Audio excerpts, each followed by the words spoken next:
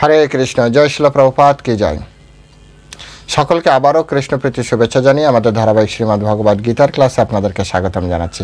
আজ আমরা শ্রীমদ্ ভগবদ গীতার অন্তর্গত ত্রয়োদশ অধ্যায়ের 23 নম্বর শ্লোক নিয়ে আলোচনা করব। শ্লোকটি অত্যন্ত গুরুত্বপূর্ণ।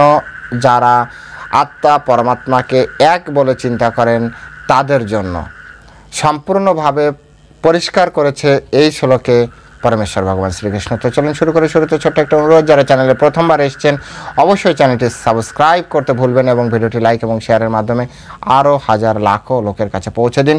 ভিডিওটি কেমন লেগেছে অবশ্যই কমেন্ট সেকশনে লিখবেন অথবা আপনার মতামত লিখবেন। তো চলুন শুরু করি। নমো ওম বিষ্ণুপাদায় কৃষ্ণ প্রেষ্ঠায় ভূতলে শ্রীমতী ভক্তি বেদান্ত স্বামিনীতি নামিনে নমস্তে সারস্বতী দেবে গৌরবাণী প্রচারিণে নির্বিশেষ শূন্যবাদী পাশ্চাত্য দেশতারিণে বাঞ্ছা কল্পতরুর্ভৈশ্চ কৃপা সিন্ধু ব্যবচ পতিতানাং পাবনেভ্যো বৈষ্ণবেভ্যো নমো নমঃ। জয় অনন্ত কোটি বৈষ্ণববৃন্দ কি জয়। শিলা প্রভুপাদ কি জয়। নিতাই গৌর সীতানাথ প্রীতি প্রেমানন্দে হরি বল। হরে কৃষ্ণ কৃষ্ণ কৃষ্ণ হরে হরে, হরে রাম রাম রাম হরে হরে। ওম নমো ভগবতে বাসুদেবায়। ওম নমো ভগবতে বাসুদেবায়। ওম নমো ভগবতে বাসুদেবায়। শ্রীমদ্ ভগবদ গীতা ত্রয়োদশ অধ্যায় প্রকৃতি পুরুষ বিবেক যোগ শ্লোক নম্বর 23। উপদ্রষ্টা অনুমন্তা চ ভর্তা ভোক্তা মহেশ্বর পরমাত্মেতি চ অপি উক্ত দেহ অস্মিন পুরুষ পরঃ। উপদ্রষ্টা অনুমন্তা চ ভর্তা ভোক্তা মহেশ্বর পরমাত্মেতি চ অপি উক্ত দেহ অস্মিন পুরুষ পরঃ। হরে কৃষ্ণ। এখন আমরা এই সংস্কৃত শ্লোকের শিল প্রভুপাদ কর্তৃক যে বাংলা ভাষানুবাদ দেওয়া হয়েছে সে ভাষানুবাদ আমরা শ্রবণ করব। অনুবাদ: এই শরীরে তার আর একজন পরম পুরুষ রয়েছেন, যিনি হচ্ছেন উপদ্রষ্টা, অনুমন্তা, ভর্তা, ভোক্তা, মহেশ্বর এবং তাকে পরমাত্মাও বলা হয়। আমি আরেকবার পড়ছি। এই শরীরে আরেকজন পরম পুরুষ রয়েছেন, যিনি হচ্ছেন উপদ্রষ্টা, অনুমন্তা, ভর্তা, ভোক্তা, মহেশ্বর এবং তাকে পরমাত্মা বলেও বলা হয়। হরে কৃষ্ণ। জয় শিল প্রভুপাদ কি জয়। এখন আমরা শিল প্রভুপাদ কর্তৃক এই সংস্কৃত শ্লোকের উপরে যে তাৎপর্য প্রদান করা হয়েছে সেই তাৎপর্যের আলোকে এই শ্লোকটি হৃদয়ঙ্গম করার চেষ্টা করব। এই শ্লোকটি অত্যন্ত গুরুত্বপূর্ণ শ্লোক, কারণ কিছু অদ্বৈতবাদী রয়েছেন। অদ্বৈতবাদী, অদ্বৈত মানে দ্বৈত নয়, এক। আত্মা পরমাত্মা সব এক। তাদের অনেক উদাহরণ আছে, যাই হোক তাদের সম্পর্কে বলা আমার উদ্দেশ্য নয়। তো তারা সবসময় চিন্তা করেন কি আত্মা পরমাত্মা সব এক, অথবা সাধনের ফলে একটা শেষ সময় যে আত্মা পরমাত্মার সাথে মিশে যাবে।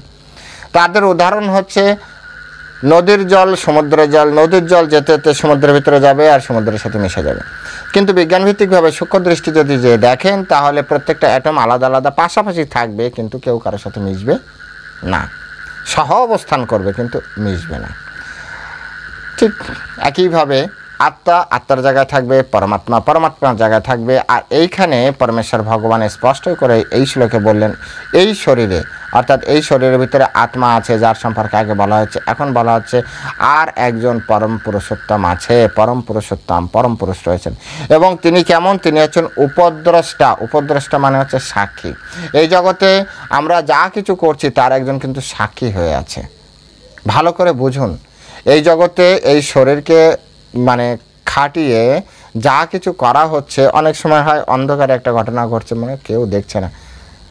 পরমাত্মা আমাদের ভিতরে রয়েছে, তিনি দেখছেন। আপনি মনে মনে কি ভাবছেন সেটা আপনার সামনে লোক জানতে পারবে না, বুঝতে পারবে না, কিন্তু পরমাত্মা বুঝতে পারবে যে আপনি মনে মনে কি ভাবছেন। তাই পরমাত্মা হচ্ছে সব থেকে সুপ্রিম সাক্ষী। আপনি জলের নিচে যে একাদশীর দিন একটু জল খেয়ে নিলেন, গঙ্গা দেবী তো দেখলোই, পরমাত্মার হৃদয়ের ভিতরে থেকে বসলো। আপনি যদি দিন রাত কোনো সময় পাপ না করেন, আপনি মনে মনে কোনো কিছু কোনো একটা সময় করেছেন, তাও পরমাত্মা দেখবে। আপনি মনে মনে কোনো ভালো কিছু করছেন, সেটাও পরমাত্মা দেখবে।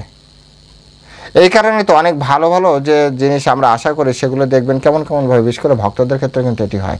কেমন কেমনভাবে সেটি যেন ঠিকঠাকভাবে হয়েই যায়। কেন হয়ে যায়? কারণ পরমেশ্বর ভগবান শ্রীকৃষ্ণ ভিতরে থেকে অনুমোদন করে দিয়েছেন। এই জড়জগতে কেউ যদি চিন্তা করে যে আমি করছি, আমার দমে আমি এটা করেছি, সে একটা মূর্খ ব্যক্তি। কারণ পরমেশ্বর ভগবান স্পষ্ট করে বলে দিয়েছেন যে আপনি, আমি, আমরা এই জগতে যারা আছি তাদের আমরা কিছু করতে পারবো না, আমাদের দ্বারা ক্ষমতাই নেই। কারণ কি? ভগবান এখানে নিজে বলছেন যে অনুমানতা। অনুমানতা মানে হচ্ছে অনুমোদনকারী। একটা জিনিস ঘটতে গেলে কয়েকটা ফ্যাক্টর কাজ করে। কি কি ফ্যাক্টর কাজ করে? প্রথমে কাজ করে আপনি প্রথমে চিন্তা করবেন, তারপরে কি কাজ করে? তারপরে আপনি অ্যাকশন প্ল্যান তৈরি করবেন, তারপরে আপনি ইনভেস্ট করবেন, তারপরে আপনি অ্যাকশন শুরু করবেন। 5 নম্বরে যে আছে দৈব অনুমোদন। দৈব অনুমোদনের পরে আসছে সাকসেস নামটি, সফলতা তারপরে। এই 4টা যদিও আপনি জোর করে করে ফেলেন, দৈব অনুমোদন যদি না থাকে তো আপনি জীবনে দাঁড়াতে পারবেন না। দৈব অনুমোদন এতটা গুরুত্বপূর্ণ একটি বিষয়। ভগবান কর্তৃক বা দেবতা কর্তৃক অনুমোদন থাকবে। অনুমোদন কীভাবে আসে? পূর্বজীবনের কর্মের ফলে। কিছু ব্যক্তি আছে লাখ টাকা নিয়ে ব্যবসায় নামে, তার ব্যবসা ফ্লপ করে, তার সব মানে সর্বশান্ত হয়ে যায়। কিছু ব্যক্তি আছে 2 টাকা নিয়ে ব্যবসা করতে নেমেছে এবং ধীরে ধীরে তার ব্যবসা ধীরে ধীরে বাড়তে শুরু করেছে। তো এখান থেকে আমি কি শিখলাম? দৈব অনুমোদন। জোর করে কোনো কিছু হয় না। আমরা অনেক মোটিভেশনাল ট্রেনিং শুনি না, yes I can do, we can do, you can do. কোনো ডুতে কাজ হবে না। পূর্ব জীবনের কর্মের ফল আর এই জীবনের দৈব, সেটি যদি দৈব কর্তৃক অনুমোদন থাকে তবে আপনি অল্পতেই সেটি পেয়ে প্রাপ্তি করতে পারবেন। আর যদি দৈব অনুমোদন না থাকে, আপনি যতই অ্যাকশান করুন, যতই অ্যাকশন প্ল্যান করুন, যতই উইশ করুন, অ্যাকশন প্ল্যান করুন, আপনি ইনভেস্ট করুন, তারপরে আপনি অ্যাকশানে যান, কোনো কিছুতে কোনো কিছু কাজ হবে না। এই জন্য অনেক বড় বড় ব্যক্তিরা তারা যখন কাজ করে না, বিশেষ করে ভারতবর্ষে, এমনকি যুদ্ধে যাওয়ার আগেও তারা হাত দেখায়, তারা কুষ্টি গণনা করে একজন ব্যক্তি, যে এই সময় আমার সময়টা কেমন চলছে, আসলে কি দৈব অনুমোদন আছে কিনা, আমি সেদে তার সাথে যুদ্ধ করতে যেয়ে কি হেরে যাব কিনা। হ্যাঁ, যে আমি যে যুদ্ধ করতে যাচ্ছি বা আমি যে কোনো কিছু প্রাপ্তি করার জন্য কোনো কিছু করছি, আসলে আমার হাতের রেখার সাথে এটা ম্যাচ করে কিনা, দৈব অনুমোদন আমি পাবো কিনা। অনেক ব্যক্তি আছে দেখবেন বিভিন্ন হাতের রেখার ভিতরে বিভিন্ন ধরনের সিমটম থাকে। কারো আছে কর্মযোগ থাকে, বিভিন্ন ধরনের কর্মের মাধ্যমে সে সফল হবে। কারো আছে জ্ঞানযোগ, বৃহস্পতি তার তুঙ্গে আছে। তো সে যদি পড়াশোনা করে, একজন ভালো টিচার, একজন ভালো ডাক্তার, এই টাইপের কোনো কিছু করে, তাহলে সে তার লাইফ ওইখানে সাকসেস হবে। কিন্তু সে যদি অন্য কোনো কাজ করতে যায়, তার লাইফ ওইভাবে সাকসেস হবে না। দৈব অনুমোদন অত্যন্ত গুরুত্বপূর্ণ। আপনি শুধুমাত্র ইনভেস্টমেন্ট, আপনি শুধুমাত্র অ্যাকশন প্ল্যান, আপনি শুধুমাত্র অ্যাকশন করলেই আপনার জীবনে কিন্তু কি আসবে না? সফলতা আসবে না। এখানে সেই জিনিসটা বলছে অনুমানতা। ভগবদ্গীতা এক জায়গায় বলেছেন, অহংকার বিমূঢ় আত্মা কর্তার অহমিতি মন্যতে। যারা মূঢ় ব্যক্তি তারাই ভাবে যে আমি করছি। আরে আমার তো এই একটা হাত উঁচু করার ক্ষমতা নেই, যদি ভগবান এখন এই হাতটাকে প্যারালাইসিস করে দেয়। কথাগুলো সত্য কিনা? আমি হাত উঁচু করতে পারবো না। আজকে আমি যে ভগবানের বিষয়ে বলছি, ভগবান যদি আমার জিহ্বাকে দাঁড় করিয়ে দেয়, আমি আমার জিহ্বা দ্বারা কোনো কথা বলতে পারবো না। ভগবান এতটা শক্তিশালী। হাজার লোকের প্রেসক্রিপশন লেখা ডাক্তারও একসময় কি হয়, মুখ দিয়ে কথা বলতে পারে না, তার জিহ্বা কাজ করে না, তার হাত বন্ধ হয়ে যায়। দেখেছেন এরকম? যার একটা প্রেসক্রিপশনে অনেক হাজার এই ধরনের ব্যক্তি ভালো হয়ে গিয়েছে, আজ তার চিকিৎসা করার জন্য একটা ওষুধ লেখার মতো ক্ষমতা তার নেই। একে বলা হচ্ছে উপদ্রষ্টা অনুমানতা। তিনি সব কিছুর সাক্ষী, সব কিছু দেখেন এবং সব কিছু দেখার পরে তিনি অনুমোদন করেন। যেভাবে কোনো বড় বড় সরকারের যখন টেন্ডার দেয়, তখন যারা টেন্ডার নিবে, যারা সেই সকল যারা বিজনেসম্যান, তারা তাদের নিজস্ব একটা এজেন্ডা, নিজস্ব একটা কি বলা যায়, এটাকে একটা সুন্দর একটা ডেটা করে সরকারকে দেয়। আমি এত টাকার ভিতরে এত সুন্দরভাবে করবো, অনেক বলবো অত টাকার ভিতরে অত সুন্দরভাবে করবে। এর ভিতরে যেটা পারফেক্ট, সরকার তার কাছে টেন্ডারটি দেয় যে ঠিক আছে তুমি করো। অনুমোদন। টাকা থাকলে সব কিছু করা যাবে না, সমস্ত সেটআপমেন্ট থাকলে কোনো কিছু করা যাবে না, অনুমোদন থাকতে হবে। তাই এখানে সরকারের অনুমোদন লাগবে। সরকার হচ্ছে পরমেশ্বর ভগবান। তাই তিনি এখানে বললেন উপদ্রষ্টা অনুমন্তা চ ভর্তা ভক্তা মহেশ্বরা। ভগবান হচ্ছেন একজন পরম পুরুষ এবং তিনি হচ্ছেন উপদ্রষ্টা, সাক্ষীর উপরে রয়েছেন, সব কিছু দেখতে পাচ্ছেন। আপনি চোখ বন্ধ করলেও ভগবান আপনাকে দেখতে পারবে, চোখ চাইলেও ভগবান আপনাকে দেখতে পারবে, লাইট অফ করে দিলেও ভগবান আপনাকে দেখতে পারবে, আবার লাইট জ্বালালেও ভগবান আপনাকে দেখতে পারবে, আপনি চারিদিকে দেয়াল আটকে দিলেও ভগবান আপনাকে দেখতে পারবে, আর আপনি যদি জলের নিচে যান তথাপি আপনাকে দেখতে পারবে, আপনি যদি এমনকি পৃথিবীর বাইরেও চলে যান কোনো জিনিস নিয়ে তথাপি ভগবান আপনাকে দেখতে পারবে। আপনি আমি ভগবানের দৃষ্টির বাইরে নই, ভগবানের দৃষ্টির বাইরে নই, ভগবান আমাদের সব জায়গায় দেখছেন এবং ভগবান আমাদের সব কিছুর সাক্ষী। এই জন্য বলা হচ্ছে উপদ্রষ্টা। এরপরে অনুমন্তা, তিনি হচ্ছেন অনুমোদনকারী। তিনি যদি অনুমোদন না করেন তাহলে কোনো কিছুতে কোনো কিছু হবে না, আমাদের সমস্ত প্রচেষ্টা ব্যর্থতায় পর্যবেসিত হবে। অর্থ থাকলে আপনি সব কিছু করাতে পারবেন না, সেই ধরনের লোকবল পাবেন না। আবার লোকবল পেলে অর্থনৈতিক বল অতটা নাও থাকতে পারে, আবার দুটো যদি একসাথে হয় আপনার শরীর বা মন সেইখানে সাপোর্ট করছে না। এই সব বিষয়গুলো সুন্দরভাবে আমাদের মাথায় ক্যালকুলেশনে নিয়ে আসতে হবে। তারপরে বলা হচ্ছে ভর্তা। ভর্তা মানে কি? ভর্তা মানে পালক। বলা হচ্ছে ব্রহ্মা বিষ্ণু মহেশ্বর। ব্রহ্মা হচ্ছে সৃষ্টিকর্তা, বিষ্ণু হচ্ছে পালনকর্তা। তিনি আমাদের রক্ষা, তিনি আমাদের পালন করছেন, তিনি আমাদের সব কিছু প্রদান করছেন, তিনি আমাদের নিয়ন্ত্রণ করছেন। এই জগতে আমরা কিভাবে থাকবো কি থাকবো না, তিনি আমাদেরকে পরোক্ষভাবে প্রত্যক্ষভাবে সবভাবে তিনি আমাদের পালন করছেন। ভগবান যদি ছেড়ে দেয় তো মনে করেন যে আমরা শুধু হোঁচটই খাবো। যেভাবে ধরুন একটা শিশু তার পিতামাতার হাত ধরে চলছে, পিতামাতা যদি একটু হাত ছেড়ে দিচ্ছে দুপ করে পড়ে যায়। এই জগতে আমাদের অবস্থা তাই। এই জগতে আমরা কোনো কিছু করতে পারবো না, কারণ এই জগতে একটা অন্ধকারাচ্ছন্ন জগৎ। বলে না প্রভু এটা ঠিক নয়, অন্ধকারাচ্ছন্ন নয়, সূর্যের আলো আছে, লাইটের আলো আছে, অন্যের কাছ থেকে আলো, আমাদের নিজেদের কোনো আলো নেই। পৃথিবীর নিজেদের আলো নাই। যেভাবে তো আপনার শ্রীমদ্ ভাগবতমে, ভাগবত গীতায় ভগবত ধাম সম্পর্কে বলেছে, ভগবত ধাম স্বয়ং আলোকিত। ভগবান কৃষ্ণের এক দিব্য জ্যোতি তার শরীর থেকে বেরোয়, আর এর ফলে সমস্ত জগৎ আলোকিত, চিৎ জগৎ আলোকিত। ওদের নিজস্ব আলো রয়েছে, চিন্তামণি নিজস্ব আলো রয়েছে, চিন্তামণি ধাম। কিন্তু আমাদের জগতে আলো নেই, তাই তো আমাদের জগতে লোডশেডিং হচ্ছে, মানে সূর্য চলে গেলে রাতের অন্ধকার আসছে, নিজস্ব আলো নেই তো। এইটা আমাদেরকে বুঝতে হবে। তো ভগবান হচ্ছেন ভর্তা। ভর্তা মানে তিনি হচ্ছেন পালনকারী, যিনি আমাদের এই বিশ্ব ব্রহ্মাণ্ডকে দেখছেন, আমাদেরকে পালন করছেন। তার প্রতি আমাদের কতটা বিনয় থাকা উচিত, কতটা আমাদের আন্তরিক হওয়া উচিত, আপনারা একবার নিজেরা বিচার করে দেখুন। কতটা আন্তরিক হলে, কতটা শ্রদ্ধাপরায়ণ হলে ভগবানকে আমরা জানতে পারব। তিনি হচ্ছেন লালন পালন কর্তা। তারপরে বলা হচ্ছে যে ভোক্তা, তিনি হচ্ছেন সব কিছুর ভোগকারী।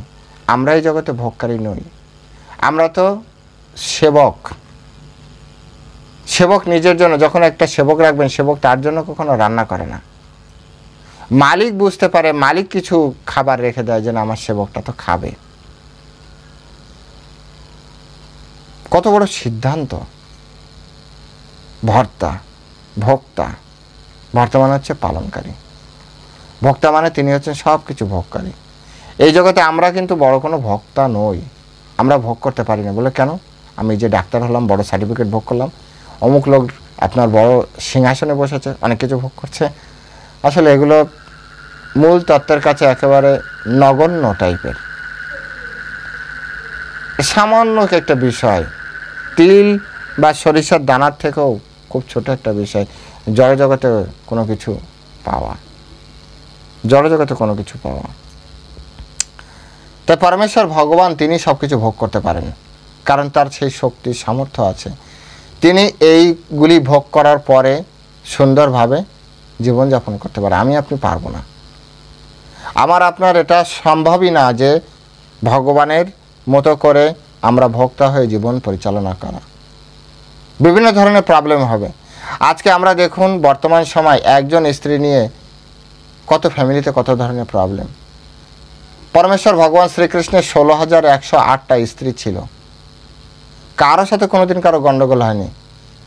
আপনি জানেন 16,108টা মহর্ষির জন্য প্রত্যেকের জন্য আলাদা সেম প্যাটার্ন, সেম বাড়ি করে দিয়েছিল ভগবান। আপনি পারবেন? প্রত্যেকের জন্য আলাদা কিচেন, আলাদা আপনার কোষাগার, সব কিছু একেবারে একই রকম। একজন আরেকজনের বাড়ি বেড়াতে এসে রুমে এসে যদি দেখে যেন এটা এরকম, তাই তিনি এই পুরো দ্বারকায় এতগুলো রুম করে দিয়েছিল। আরও মজার বিষয় কি জানবেন? শুনে রাখুন। পরমেশ্বর ভগবান শ্রীকৃষ্ণ একই সাথে প্রত্যেকটা তার স্ত্রীর সাথে থাকত। কিভাবে সম্ভব? এই জন্য তো বলা হয় পরমেশ্বর ভগবান হচ্ছেন ভক্তা। ভগবদ গীতা কি বলেছেন? ভক্তারাম যজ্ঞত অপসাম সর্বলোক মহেশ্বরাম সুহৃদ সর্বভূতানাম গাতামাম শান্তিম রিচ্ছতি। পরমেশ্বর ভগবান শ্রীকৃষ্ণই হচ্ছেন একমাত্র ভক্তা। সমস্ত যজ্ঞ এবং তপস্যার একমাত্র ভক্তা হচ্ছে পরমেশ্বর ভগবান শ্রীকৃষ্ণ,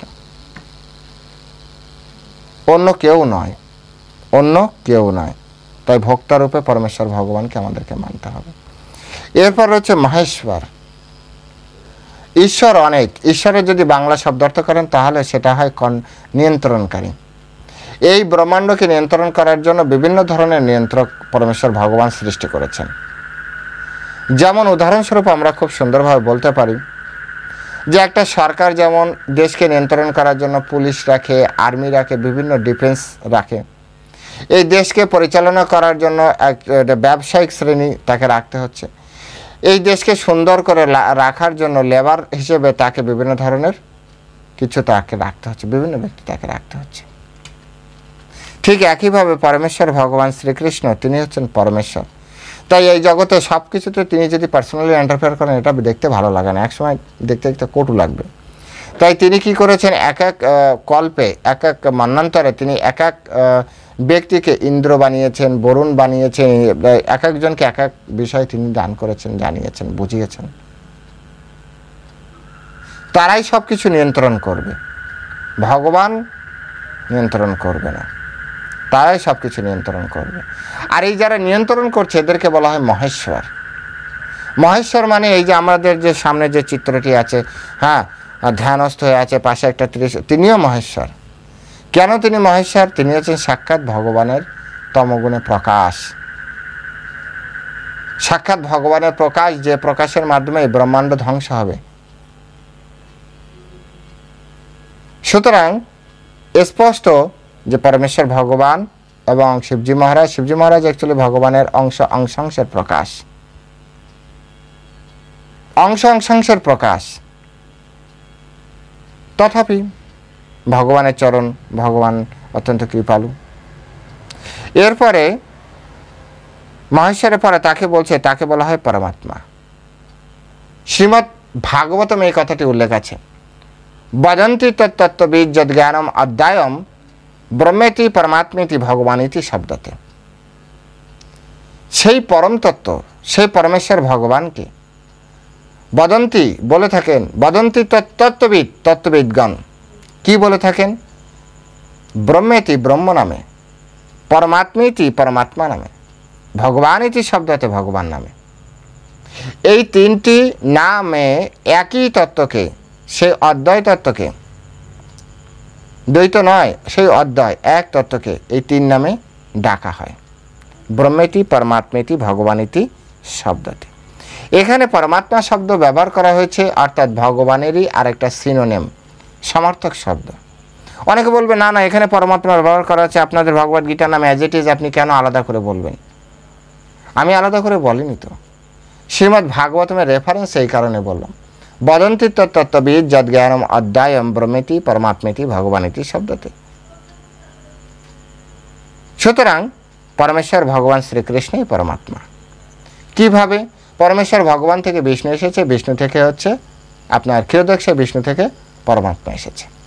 তাই এখানে স্পষ্ট যে পরমেশ্বর ভগবান থেকে পরমাত্মা এসেছে। তাই আমাদের উচিত পরমেশ্বর ভগবান শ্রীকৃষ্ণের কি করা? সেবা অর্চনা করা।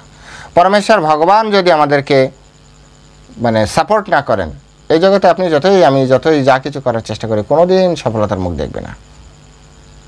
লিখে রাখুন, এই জগতে অনেক ব্যক্তি দেখেন অনেক ধনী হয়ে গেছে, ভগবানের রয়েছে, সাপোর্ট রয়েছে। বলবেন এটি কিভাবে হয়?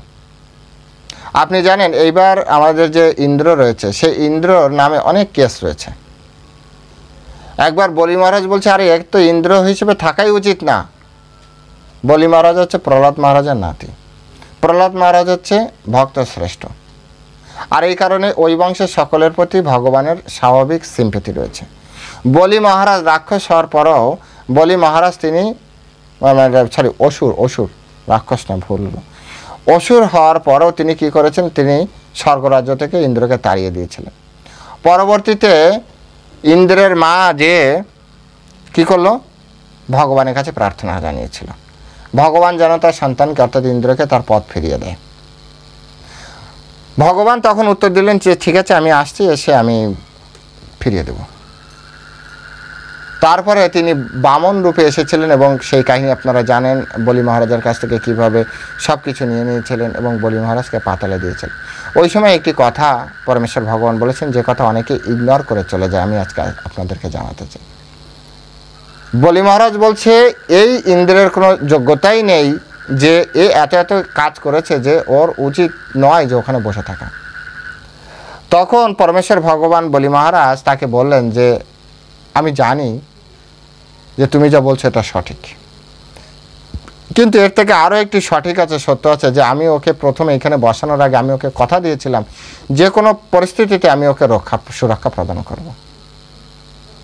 বিচার তো হবে, কিন্তু ওকে ও যতদিন টাইম আছে এই টাইম লিমিট অনুযায়ী আমি ওকে সাপোর্ট করব।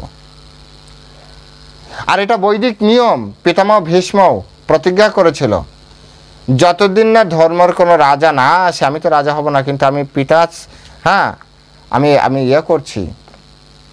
আমি প্রতিজ্ঞা করছি যে ততদিন পর্যন্ত আমি সিংহাসনের আজ্ঞাবাহক হয়ে থাকব। সিংহাসনের উপরে কেউ যাতে বাইরের কোনো যাতে কুদৃষ্টি না পড়ে, সেজন্য আমি সবসময় কি করব, তাকে রক্ষা করব। সিংহাসনে যে বসবে তাকে, এমন না যে ধৃতরাষ্ট্র বা যুধিষ্ঠির বা দুর্যোধন, স্পেশালি এরকম, যে সিংহাসনে বসবে আমি তাকে রক্ষা করব। সিংহাসনের দাসত্ব। তো এখানে পরমেশ্বর ভগবান এরকম সেম টু সেম। পরমেশ্বর ভগবান সবসময় তার ভক্তদের, তাকে তিনি যাকে কথা দিয়েছেন তাকে রক্ষা করবেন। যেহেতু ইন্দ্রকে বলি মহারাজের আগে কথা দিয়েছে, তাই ইন্দ্র মহারাজকে রক্ষা করার জন্য তিনি এই জগতে আবির্ভূত হয়েছেন বামন রূপে। এবং তখন তিনি বলি মহারাজকে কথা দিয়েছিলেন, এই মন্বন্তর যাওয়ার পরে অষ্টম মন্বন্তরে আমি তোমাকে ইন্দ্র বানাবো, এখন তুমি সুতলে যাও, সেখানে থাকো, আর তোমার ওই রাজ্য ইন্দ্রের রাজ্য থেকে আরও সুন্দর হবে, আমি কথা দিচ্ছি, আমি সুন্দরভাবে ডিজাইন করব। এবং ইন্দ্র যতটা না ফ্যাসিলিটিস ভোগ করে তার থেকে অধিক ফ্যাসিলিটিস আমি তোমাকে দেব। সব থেকে গুরুত্বপূর্ণ যে বিষয়, আমি নিজে দাঁড়ি হিসেবে, সিকিউরিটি গার্ড হিসেবে আমি তোমার ওই কি বলা যায় যে ওই লোকে থাকবো, আমি নিজে পাহারা দেব, কোনো দৈত্য, দানব, অসুর, রাক্ষস কেউ তোমার এই সুখ ঐশ্বর্য দেখে তোমার সাথে দ্বন্দ্ব করতে আসবে না, কারণ আমি ওখানে দাঁড়ি রূপে রয়েছি।